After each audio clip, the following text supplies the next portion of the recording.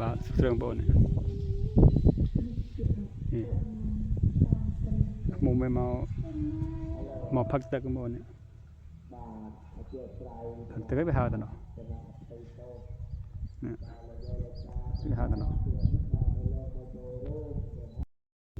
ខ្ញុំបងនេះ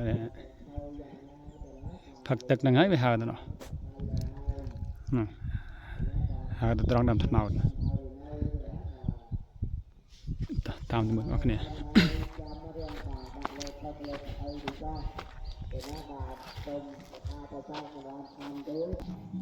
ជាងបងនេះត្រង់មកហ្នឹងហើយ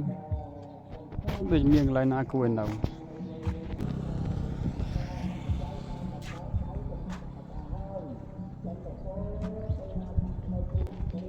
យើងបងនេះឃើញបងនេះមើលហៅចូលមានហៅចូលហ្នឹងមក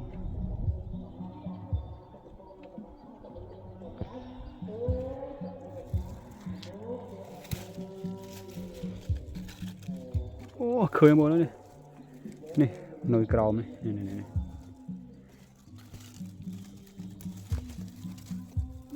ទូចដែរបងអត់ធំបងនៅទៀបដីមកនេះនៅផ្លូវមានណាឃើញ